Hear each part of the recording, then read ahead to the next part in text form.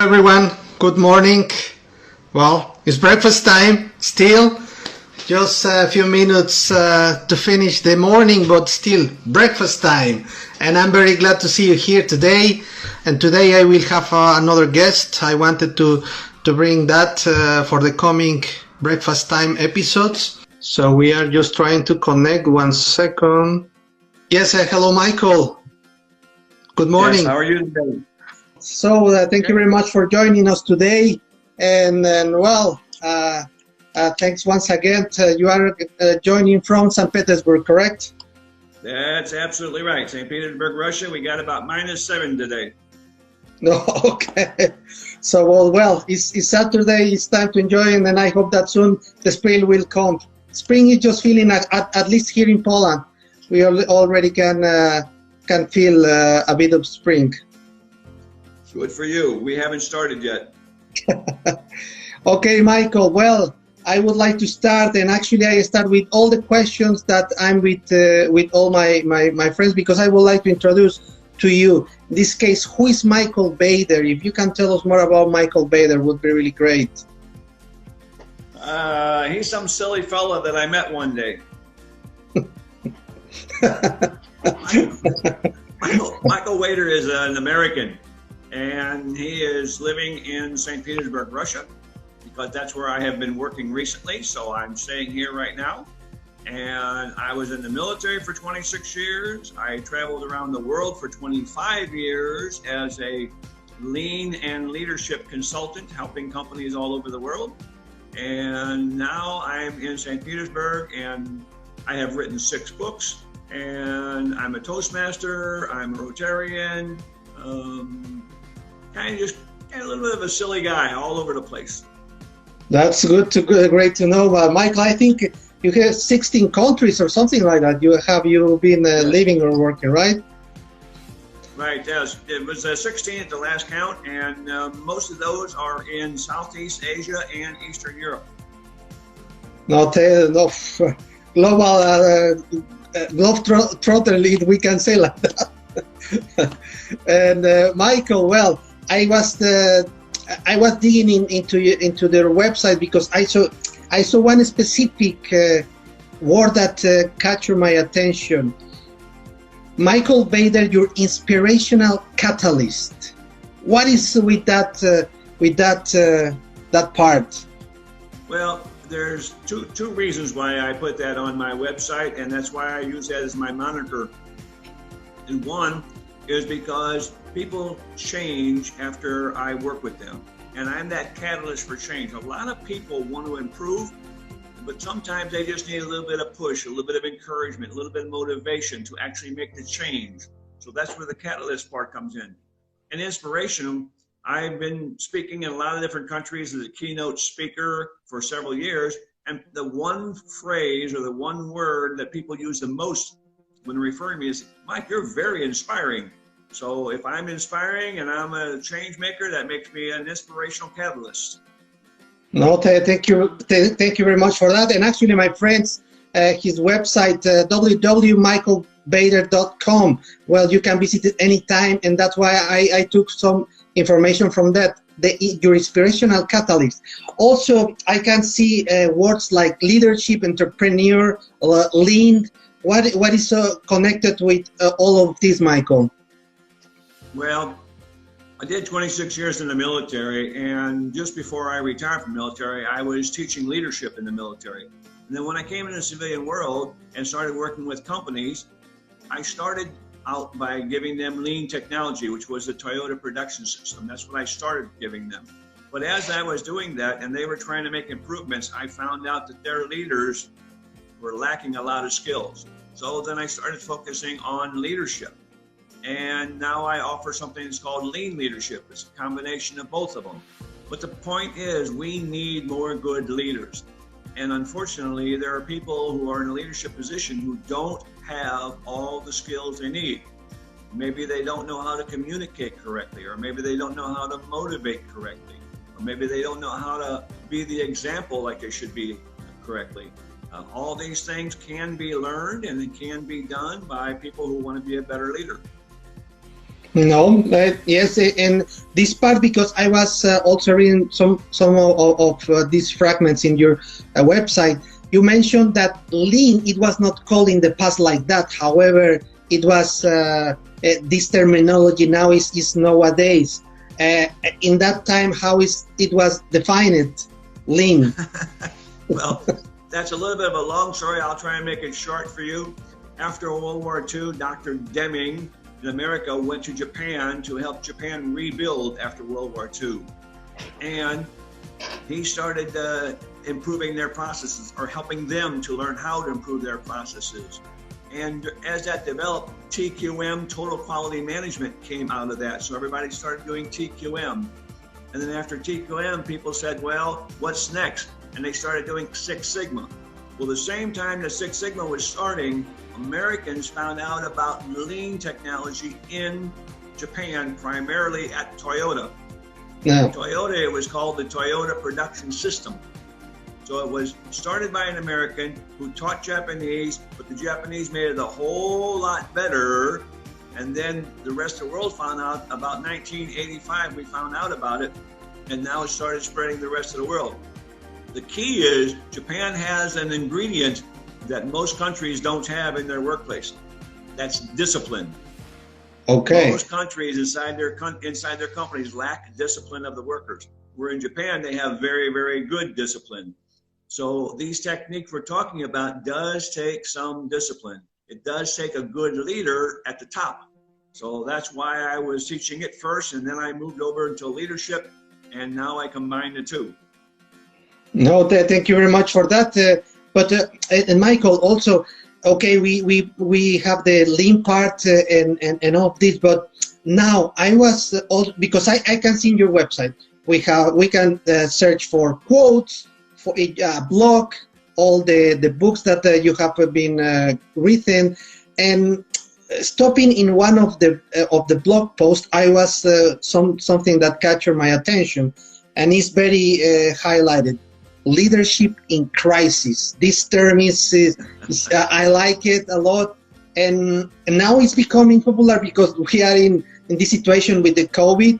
However, I also recall leadership in crisis, and reminds me too much Winston Churchill in that time, and it was like, okay, leadership in crisis, and is becoming that party. If you can dig the deep dive on that topic, leadership in crisis, how it be connected. Right. Well, I'll give you two examples. One you already mentioned, Winston Churchill. In World War II, when the Germans were bombing London, Winston Churchill was at the forefront. And in leadership, we're talking about being out front. So, example, your company now, maybe because of the COVID virus, a few people got sick, but the company shut down for a while, sent the people home, and they're wondering what is next. The leader is out front. They are every day communicating with people and saying, we will survive. Churchill was out front saying, we will rebuild. We will never, never, never, he said it 3 times, never, never, never will give up. And it was a very strong message. Every day he met with the press, the newspapers, the television. Back then, that's all they had because they didn't have internet. And he was, in fact, out front on the front page of the newspaper, on radio stations, telling people, don't give up. We will win this war. We will build. That's one example. The other one was at 9/11. Rudy Giuliani was the mayor of New York City at that time. And when the 9/11 towers went down, he went to the site within an hour afterwards and was there. Now, he's not a first aid provider. He's not a fireman, a policeman, a medic. He's not one of those. But he was there giving them encouragement and rooting them on and telling them, we can find the people. We can survive. We will rebuild. This is the leadership we need. And that's the first element, is to be out front. The second element of a leader in crisis is to set up a communications link. In your company, when you shut down because of the crisis, you should have established a 24-hour phone link somewhere with somebody. It could be from their home or it could be from their office, who's answering the phone. and only giving out information that is factual. No rumors, no hysteria, no craziness, just facts. We are shut down. We will be shut down from now until 1 April. After we get to 1 April, we'll let you know beyond that. That's what management has decided. Our company is not closing. Maybe the company says we're going to give out 1/2 paycheck or 1/4 paycheck each month, something like that. Whatever the facts are, you need to have a hotline where they can get the facts. And that's very, very important. The third thing is you're going to have to give them encouragement and telling them that when we get back together, we're going to be better than we were before. As leaders, we are going to take care of the people. If you have a problem at home, you let your boss at the company know. If you have a food shortage or a medical problem or something else, you need to transit somewhere and you need a ride, let us know. We are here to help you, because those leaders need to remember in a crisis, if you take care of the people will take care of the process. Just think about it. In this crisis, if the people have a good leader and the leader is helping them, communicating with them, doing all these things, now when they come back to work, they're going to give you 110% support. They're going to want to make the company good again. That's what you need. So as a leader right now in the crisis, you've got to make sure you're doing those first three. If you're doing them, when you come back, it's going to be much stronger. Actually, you warned me now and in advance, because it's part of the blog post. It was mentioning this that captured a lot my attention. If I take care of the people will take about the process. I love that sentence, and that's why I wanted to highlight it. But you warned me now in advance. But it was really nice. So it is done on that part. But and then Mike, okay. Now that we have this part, leadership in crisis, but also talking about it will be, in this case, mentioning this kind of motivation, but then we have the other part that is planning, work, implementing, and the thing that you say, discipline as well. If we can say, okay, leadership in crisis, how can be defined that in this case, motivate is just a thought, and see how you can see it from your side. Motivation could be 80%, and the rest, planning, work, implementation, and discipline, 20%. How you see that? What would be? I see it all as just one sentence, and then I'll divide it up for you. But in one sentence, it's taking care of the people. That's 100% of it, taking care of the people. Inside of that, you have to ask yourself, what do people want? Just like when you're giving a speech at Toastmasters, we think about what the audience wants to hear. Same way when you're the leader of a company, you have to ask, what do my employees want? Now, motivation might be 40 or 50%, maybe, because they know they need some encouragement. They need to know you are there, which is taking care of the people. That's my overall process. Maybe that's 40 or 50%, but you also need to have some sort of plan, maybe 30%, telling them, here is our plan for the future. We're shutting down from now till April. April 1st, we're going to open up running at 50%. Hopefully by July, we're going to be running back at 100%. You've got to offer your people some sort of a plan, some sort of a hope, something they can plan on, because they want to know what's going to happen next. They don't want to be surprised at the last minute and find out the company's closing, or they don't want to find out at the last minute, come to work tomorrow. They don't want that. They want a little bit of a plan. So I think that maybe 50% of it is just motivating them, and then maybe 30% is that plan, and the other 20% is something that I think is important. It's the psychology, and this is where you need to touch base with the people every day. Now, if you're the director at the top and you got 200 or 300 employees, you don't need to call 200 or 300 employees, because you, the director at the top, probably have got 10 or 15 managers below you. You talk to those 10 or 15 below you, and then they talk to the 10 or 15 below each one of them to reach out. But you should be reaching out at least with a text to check on them, and better if it's a short call every day. And today, with what we're doing now on Instagram, what they have on Zoom, it's so easy to give your people this connection and say, 1 o'clock today, everybody come on board for a 30-minute short meeting. If they got a computer or phone, they get on board, get that short 30-minute meeting, they find out the truth, they find out the plan, and they get a little motivation. And if you do that, they're going to be hanging on. They're going to be ready when you need them. Oh, okay. I think it was some cutoff, but I don't know what happened. No, indeed, and well, thank you very much for sharing that, Michael. Actually, well, my friends, apart, as we were mentioning, we can see the blog post, the books that he has written, but I was also checking that you like to write quotes, and I saw a lot of them. But what it's all about, I will tell you one that captured more. But if you can tell us more, these quotes, where is that eager to write them? How you? Okay, I have put out in the last 2 years, so that's about 600 days or so. In the last 600 days, I've put out about 400 posts in the last 600 days, about one every 2 days, one every 3 days. And when I write quotes, I think about what do I want to read.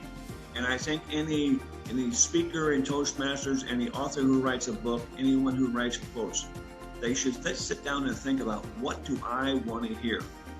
And I want to hear that, you know, if your rope is running out, put a knot in the bottom of it so you don't slip off. If you're a leader, look around you and find the assets or resources you can and use them. There's just a lot of different things you can do as far as quotes. And where do I get my quotes? I read extensively. I probably read about 30 books a year. And in books, many of them nowadays, post quotes. And what I'll do is I'll go in and find a quote I like.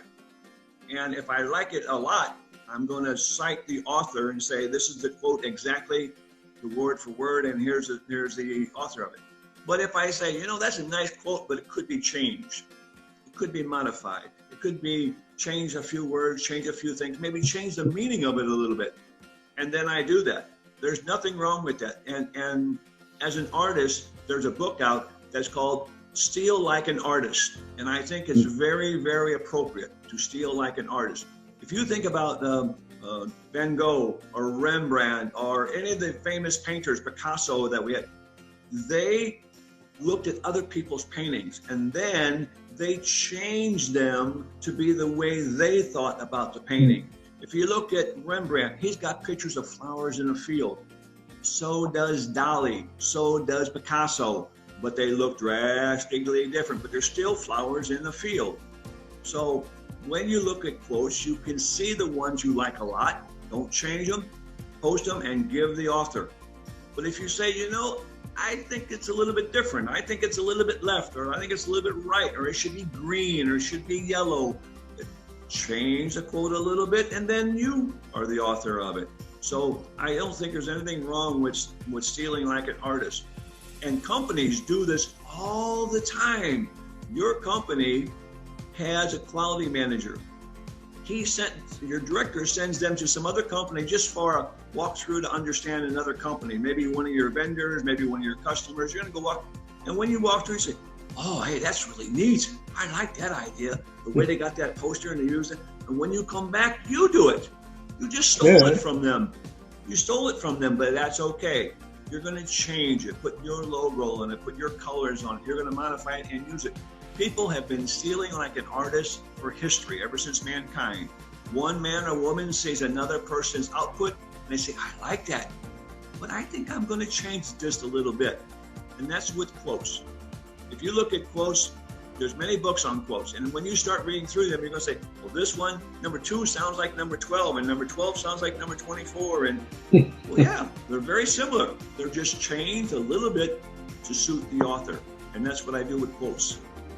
Actually, one that I saw, and you perfectly match it with this lean part. I like it because it's motivation is the ignition that starts your engine, but discipline is what keeps it running. Michael Bader, and well, that is it can be seen. Okay, I'm agree, and it has been done. But you put as you mentioned your in this case your footprint with that part, yes. the lean part, and I like it a lot. motivation is the ignition that starts your engine, but discipline is what keeps it running. Michael Bader. Sure. What can you share more on this, Michael, on that one? People often ask me, they say, you know, Michael, you've seen me speak in Toastmaster, Gerardo. You've seen me do it. People often ask me, say, Michael, at your age, how do you have so much energy? Just like yesterday, I was online for 5 hours yesterday, and I gave 3 speeches in 5 hours. They said, where do you get your energy from? I get my energy from people like you. People who contact me and they say, Michael, I like what you said. Michael, I like your post. Michael, I like your speech. All of that is motivation for me. And that's what I'm talking about, what leaders need to do for their workers. That leader needs to go to the shop floor and motivate the people. And how do you do that? By paying attention to them, what their needs are. So once you get that motivation going, that's great. But don't forget, now that the people are performing, somebody has to hold them accountable. If in fact they say we're going to complete this job by 4 o'clock, that means finish it by 4 o'clock. Does not mean 4:15, does not mean 4:30. For planning purposes, you agreed, you said 4 o'clock I would be done, so you should be done at 4 o'clock, unless there was some kind of catastrophic reason, machine broke down or something else. And that's the discipline part. So you can motivate, you can get lean going, you can get any project you want going by putting motivation into it, get the people fired up. You know that my second book my second book in a series was called Fired Up. Okay? I wrote about getting fired up. People need to get fired up, and that's the leader's job to get them excited. That's the motivation part.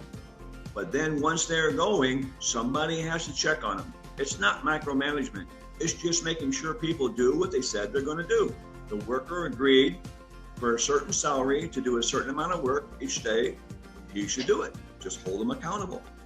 And that's discipline. And the discipline is what the Japanese had. That's why they moved so far ahead of everybody else. In 1947, they had nothing. By 1980, they were ready to start dominating the automotive industry worldwide, ahead of Volkswagen, ahead of BMW, ahead of Chrysler and Ford and General Motors. How did they get from 47 to 80? How did they, in those 33 years, how did they get ahead? Discipline. They followed the rules. They set the rules, and then they followed the rules. And that's how they got ahead. So that's what I think about it. Thank you very much, Michael, for sharing that. And now that you mentioned about the book and you show us, in this case, where can we search for your books? How a person can get them?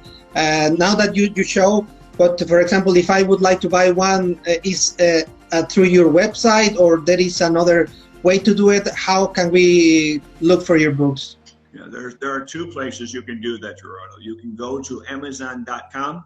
Okay. But in Amazon.com, though, there are many books with the same names. Believe me, when I put the book in, I thought my title was going to be the only one that said Fired Up. There are several. It's best to go in and put my name in Amazon. And when you put my name in there, Michael Wader, then it will show what books I have. And the books are in Amazon, you can get them. Or the other thing is you can go to my website, and we have a store button, S-T-O-R-E, store button. You go to the store, okay, and you can find the books in there and buy them. If you buy them on either place, they are e-books. They are not hardcover books. They are e-books. Okay. I do have some of my books published in India in hardcover, but that's only for the Indian market. The publisher over there wanted to make hard copies, but everywhere else it's electronic copies. And in today's world, so many people are reading books on their cell phone or computer. Yeah. It makes sense to put them into ebooks. So you can go to my website, www.michaelwader.com, or you can go to Amazon.com and then search for Michael Wader, and then you'll find it. Okay, no, thank you very much. So, my friends, you can hear it now. michaelbader.com, and let's find for those books. And Michael, I also checking the quotes, but I saw one as well that is called Mike Memos, and actually in some of the mornings that I'm starting, I'm go to my phone, Facebook or Instagram, and Mike's Memo, and it's the classic cup of coffee and then with some quote from where it's coming, that the mic memo. Well, part. that was an idea that I had about 2 years ago, and I got the idea from my niece. I have a niece that is almost my age, and she's big time into coffee. And what she'd like to do on Facebook was to send me a morning and say, "Good morning, Uncle Mike. Hope you have a good cup of coffee." So I said, okay, that kind of put the idea in my head. And then I decided, well, I like doing quotes, so why not get my cup of coffee? Why not get my cup of coffee, put a cup of coffee there, put a quote on it, and call Mike's Morning Memo. And then last summer, in summer of 2020, around June, I said, well, you know, let's take this one step further. Let's make video Mike's Morning Memos. And I made 20 Mike Morning Memos in video so people can watch. They're 1 minute, just 60 seconds long, so that they can just turn it on, watch it for 1 minute, and then go about their business. All of these are meant to be motivational for leaders, where the leader, I give topics where people who are leaders can think about these things and maybe implement some of these things. I'm trying to help. What I felt was, during the last year of 2020, people needed help. They needed inspiration. I hope you don't watch television, because if you watch television, all you're going to hear is all the negative news, negative about so many things.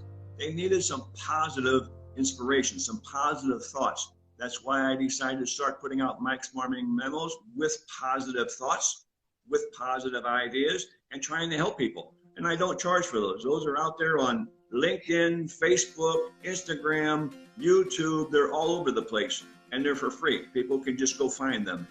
So if they're interested in following, they can, but it's meant just to be motivational. Like you said, and I have several people who are like you, they get up in the morning, they have their breakfast, they turn on their phone and say, oh, Mike, send me another memo. So they look at it. It takes a few seconds or a maximum 1 minute, because it might be the video type, and that's it. And now you've got something to be positive about today. You've got something good to think about, not all the negative.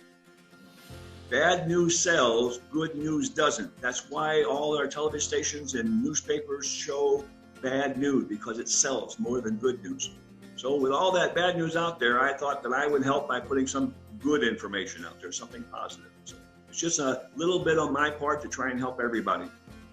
Thank you for that. And actually, as mentioning, and one of the things that I wanted to talk with you is because today I've been hearing you already, I think 3 times, and every time I'm hearing a speech of you, it's inspiration, some for boosting creativity and all that, and that. But I like to do graphics a lot. I like to do a lot of.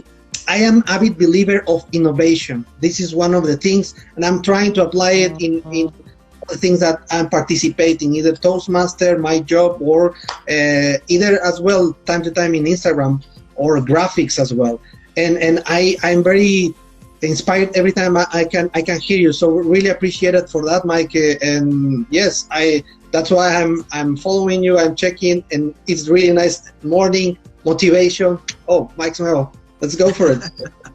Thank you very much. And as like I said earlier, you asked me about motivation. It's people like you and other folks who give me positive feedback. I take all that positive feedback, I mix it up, and then I send it right back out. And that's where I get my motivation from, is from people who are responding to me. And if you look at history and you look at Dale Carnegie or Brian Tracy or John Maxwell, they did the same thing. They sent out books, people read them and gave them positive feedback on the books that they had, and that just caused them to write more books. My newest book, the newest book that's out, called Leader of Change. Leader of Change. I just got a message. I'm very happy to announce I just got a message last week. Brian Tracy, and I think most people know who Brian Tracy is. He wrote me and gave me a positive feedback of endorsement that I'm going to put in my book. So now I have to go back and add that endorsement to the book, and then I'll repost it again electronically. But in fact, I was surprised. He got the book, he read it, he said, I like it a lot, and he made a positive comment about it. So then he said I can use that as a referral, so I'm going to put that in my book. Well, Again, congratulations. thank you, but it's just getting these inputs from everyone. You know, sometimes a small person out there thinks, let me give you a little quote. This is not my own, but it's a very good quote. Sometimes one of your listeners or somebody you know, they say, well, if I send them a message, it doesn't make a difference. I'm so small, I'm so insignificant. This quote is from the 14th Dalai Lama. He says, if you think being single person is insignificant, try sleeping with a mosquito.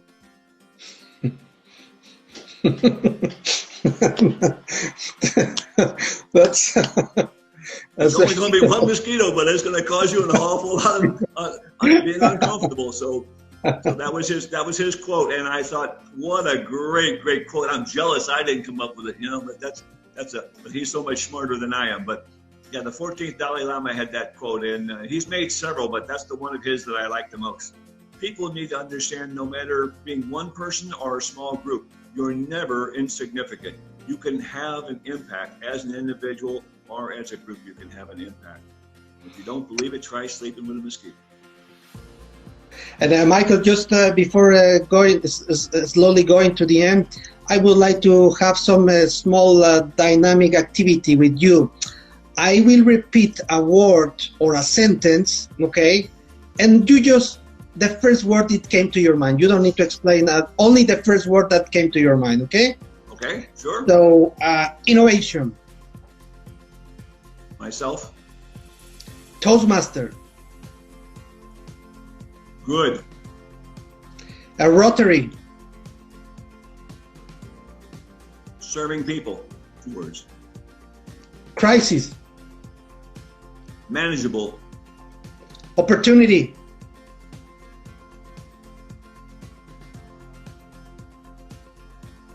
Don't run away. I know that's more than one. Don't run away. And 5S. My mother. Thank you very much, Michael. Appreciate it for participating in this small dynamic. I applied also to my guest, and well, again, thank you very much for being today with us, sharing all material that we already have. And friends, again, please, I invite you to visit his page. A lot of material on leadership, lean, entrepreneur, so that part, some motivation to get, and michaelbader.com. So you can follow also on Instagram, Facebook, YouTube, LinkedIn. These are the platforms that you're having, right, Michael? Yep, absolutely. They can contact those, and on any of the social media spaces, any of them, I'm listed on all of them. The LinkedIn, Facebook, Instagram, all of them, YouTube. And I would like to also say, before we get to the end, that your people who listen to your broadcast today and in the future, they are getting good service. It doesn't cost them anything, and you're providing something that is needed. And I think that that's really great, and I want to compliment on doing that, because it does take some work to do. But I think your audience is getting something from you, and I think that you're bringing people in who do add value. So congratulations, and keep up the good work. Thank you very much, Michael. I appreciate it for those words. And the last thought, something would you like add more? I think that we will end it with one thing. This is for everybody, no matter who you work with. If you take care of the people will take care of the process. Really nice one. Thank you once again, Michael, and appreciate it. So stay in touch. See you maybe next time or soon. Let's see. Soon. Bye, Thank Michael. you, Gerardo. Have a nice day. Bye-bye.